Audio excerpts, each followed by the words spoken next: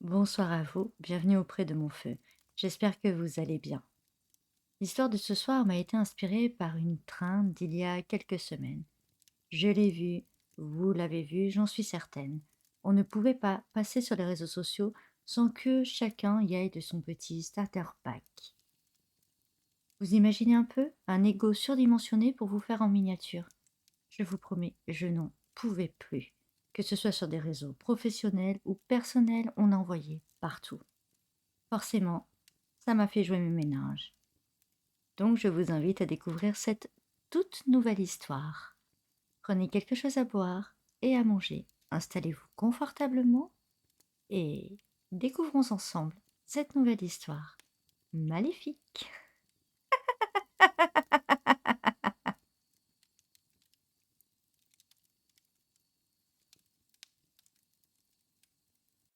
Anita regardait les cendres virevolter lentement vers le sol. Elle souriait enfin devant le feu qui s'éteignait doucement. Elle repensa un instant à tout ce qu'elle avait enduré ces dernières années, et son cœur sembla s'apaiser alors que la dernière flamme s'étouffait enfin. Elle laissa son regard glisser jusqu'à ses mains. La boîte d'allumettes était vide et elle expira de contentement. Le dernier morceau de plastique avait fondu. Du carton protecteur, il ne restait plus rien. Elle frappa ses pieds contre le sol par 2 fois pour faire tomber le peu de poussière qui s'était accroché à ses chaussures. Puis, elle s'enfonça dans la nuit. C'était il y a près de 20 ans que tout a commencé. Vers 2025, une folie s'empara des réseaux sociaux à travers la planète entière. L'intelligence artificielle avait pris place dans tous les foyers, des plus aguerris aux simples novices. Tout le monde s'amusait à jouer au designer de génie. Un prompt, quelques mots, des phrases bien tournées suffisaient à créer une image, quelle qu'elle soit. Et bien évidemment, d'un simple clic, on pouvait, à sa guise, créer le monde que l'on désirait ou la photo parfaite de son alter ego. C'est là qu'est arrivée la mode des starter packs. On s'amusait à se mettre en boîte, sous cellophane ou plastique bas de gamme, avec quelques accessoires. Fait de moi une figurine starter pack, génie informatique, reine du bal, ou encore grand joueur de baseball. Les gens se prenaient à rêver en miniature d'une vie plus grande.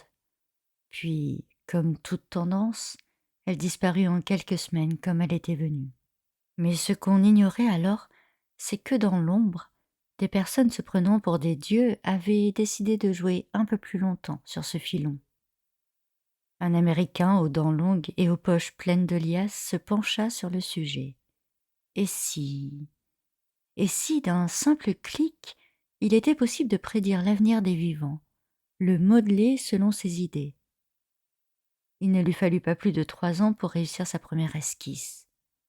Évidemment, loin d'être une réussite, ces petits échecs successifs ne lui entacha pas ses rêves.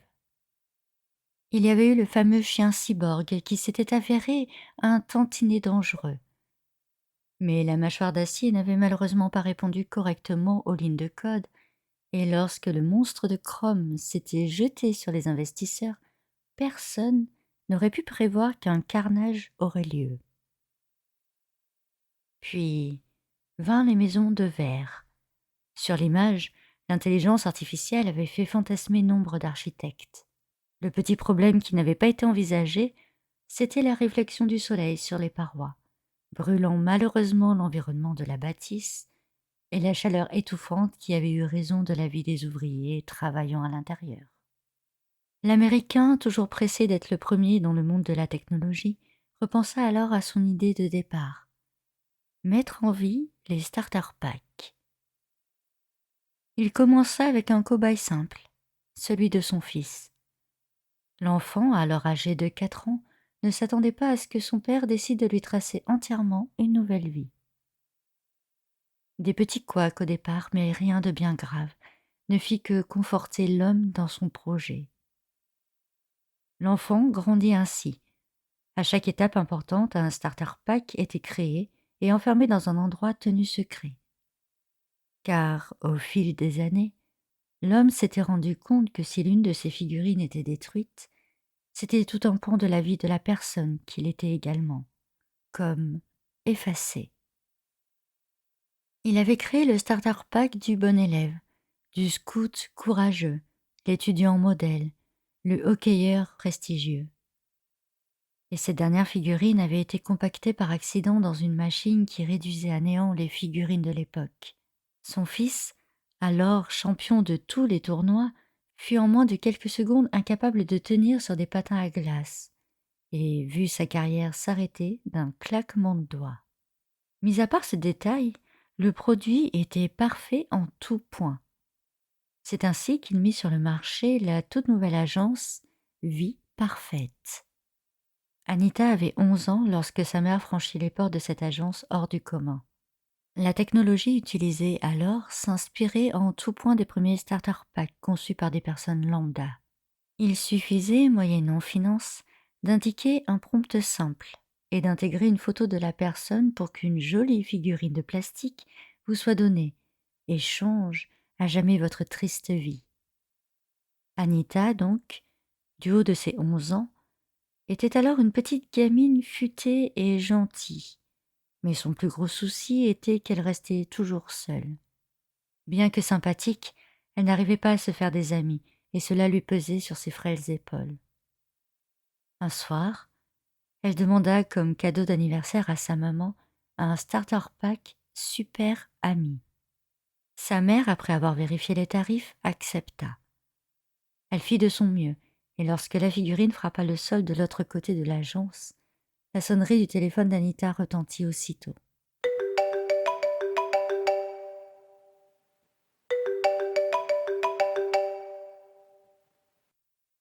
Coucou Anita, tu viens faire une soirée pyjama à la maison samedi? L'ado était aux anges. Cela avait parfaitement fonctionné. Elle poursuivit une scolarité sans encombre. Mais lorsque la fac arriva, Anita fut prise d'un doute. Un doute affreux, insidieux, qui ne la quittait plus. Elle piocha alors dans ses économies et franchit pour la seconde fois les grandes portes de métal de l'agence Vie Parfaite. Cette fois, elle sélectionna un pack étudiante. Et lorsqu'elle le reçut, elle sourit enfin pour la première fois en 6 mois.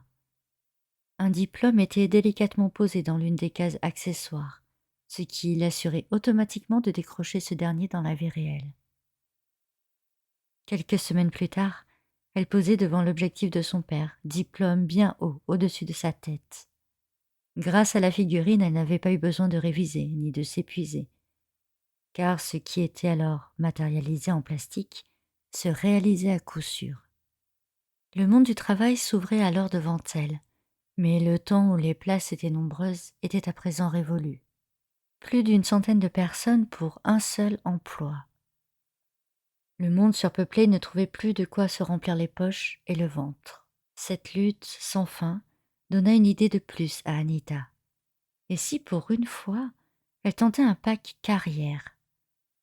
Après tout, elle serait prête à faire n'importe quoi du moment qu'elle pouvait en retirer un peu d'argent pour son confort.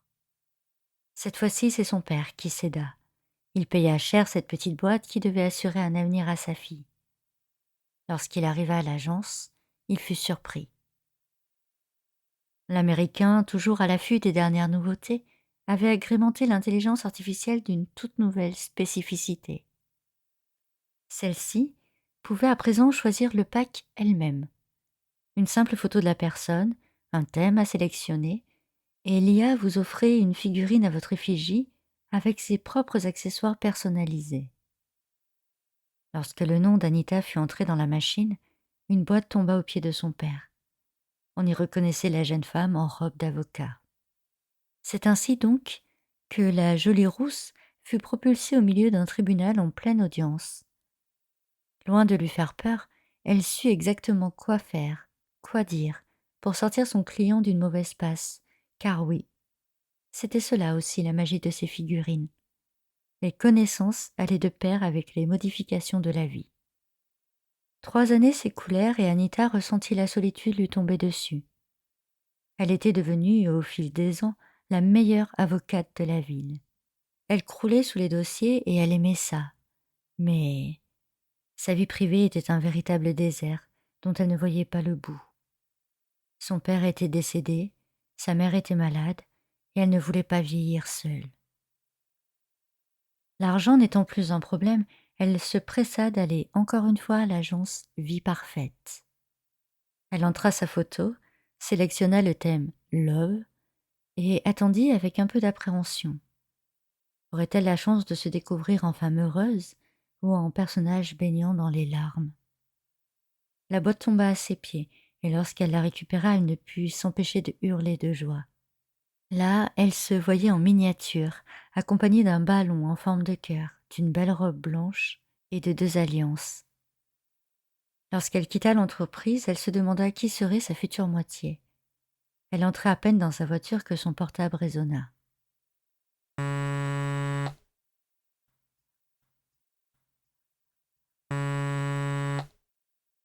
Elle l'ouvrit et resta bouche bée.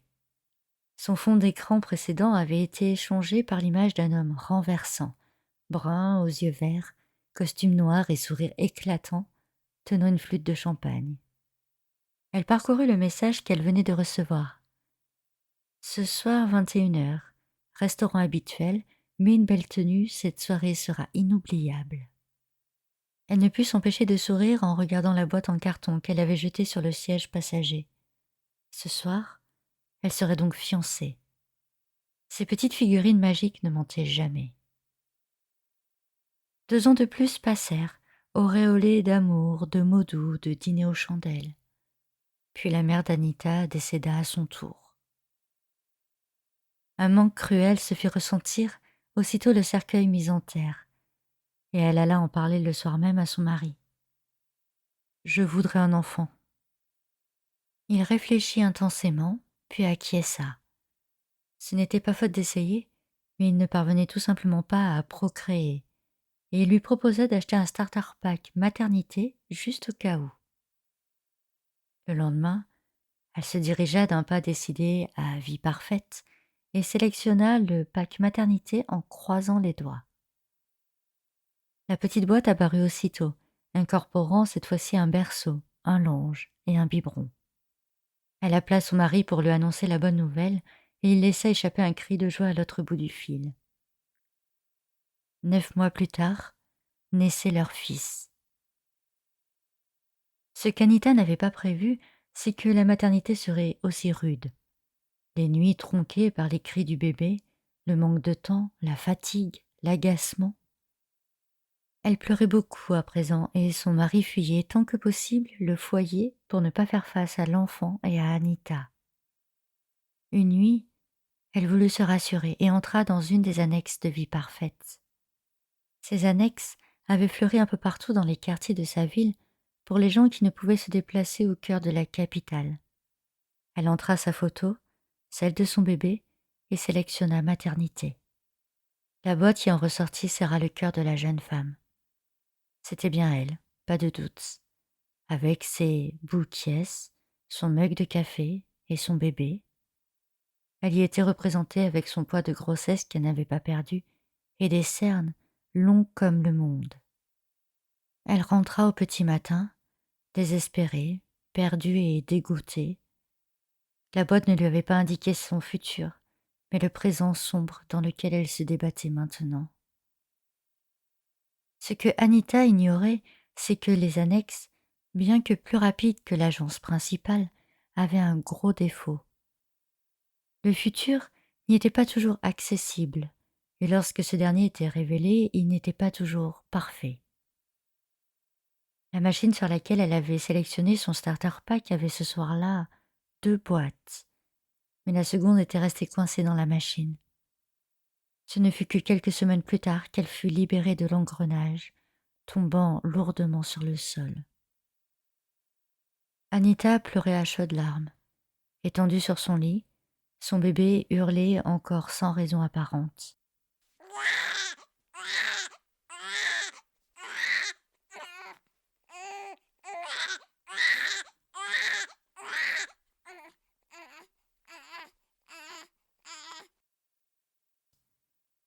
La couche était propre, le ventre était plein, elle l'avait bercé, avait chanté, avait embrassé, mais le morveux ne cessait pas sa symphonie de l'enfer.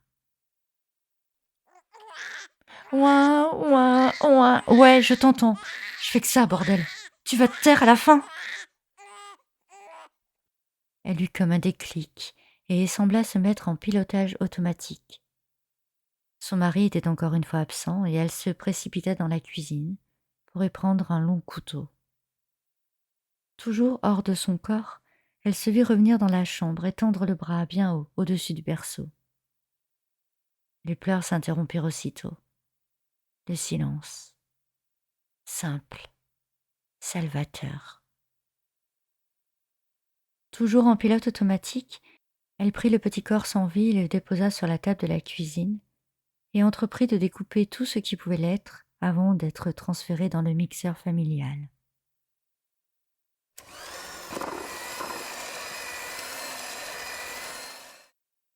C'est alors que son mari rentra et s'effondra en hurlant devant le spectacle. Dans l'annexe de Vie parfaite, le starter pack tombé à terre fut récupéré par la police. Ils avaient sous les yeux la preuve irréfutable qu'Anita avait réellement tué son bébé. Tout y était. Le berceau ensanglanté, le mixeur, le couteau et même sa robe tachée, telle qu'il l'avait trouvée quelques heures plus tôt dans sa cuisine.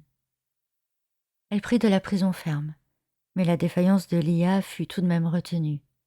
Si le pack était descendu en temps et en heure, Anita aurait pu le détruire et éviter cette sinistre fin pour elle et son fils. Quelques années plus tard, Anita ressortit, mal en point. Ce temps passé derrière les barreaux n'avait fait qu'accroître sa colère contre ce monde informatisé qui avait osé prendre le pas sur la vie humaine. Elle avait tellement de fois rejoué sa vengeance dans sa tête qu'elle décida de passer à l'action aussitôt. Elle acheta tout ce dont elle avait besoin. De l'essence, un lance-flamme, des briquets à essence et une boîte d'allumettes. L'avantage de la prison, c'est qu'elle savait exactement où se procurer tout cela et à prix raisonnable. Lorsqu'elle récupéra tout son matériel, elle se dirigea vers Vie parfaite. Elle intégra une dernière fois sa photo dans la machine et sélectionna le thème Liberté. La boîte avait à peine touché le sol qu'elle enfourna dans son sac et courut faire le tour du bâtiment. Elle vida toute l'essence, entoura les hippos de torchons et après les avoir imbibés du liquide inflammable, elle gratta toutes les allumettes d'un même geste. Le bâtiment sembla s'embraser de toutes parts en quelques secondes. Anita regardait les cendres virevolter lentement vers le sol. Elle souriait enfin devant le feu qui s'éteignait doucement. Elle repensa un instant à tout ce qu'elle avait enduré ces dernières années, et son cœur sembla s'apaiser alors que la dernière flamme s'étouffait enfin. Alors qu'elle s'éloignait lentement, elle regarda l'unique pack qui restait de cette maudite agence. Liberté. Elle, en miniature, un sourire aux lèvres, agrémenté d'une petite valise, d'un passeport et d'un avion. Elle finit par rire en fermant les yeux. Lorsqu'elle les rouvrit, elle se tenait devant une hôtesse qui vérifiait sa carte d'embarquement. Peu m'importe ma destination, pensa-t-elle. Le plus important à présent, c'est qu'elle puisse enfin profiter de sa vie, de sa propre vie, et pas d'une vie virtuelle, décidée par une intelligence qui n'en avait finalement que le nom. J'espère que cette histoire vous a plu. Je ne sais pas ce que vous en avez pensé et si vous-même vous avez cédé à cet engouement du starter pack. N'hésitez pas à me dire en commentaire si vous avez joué le jeu ou si vous êtes abstenu. Pour ma part, j'ai surtout joué le jeu pour cette vidéo, mais sinon, je n'en ai pas fait. Je trouvais ça ridicule, un peu décalé, et vraiment, je n'étais pas à l'aise avec ce sujet. Pensez également à vous abonner si ce n'est déjà fait et à liker. Ça peut toujours aider. Sur ce, je vous dis à très bientôt pour une toute nouvelle histoire maléfique.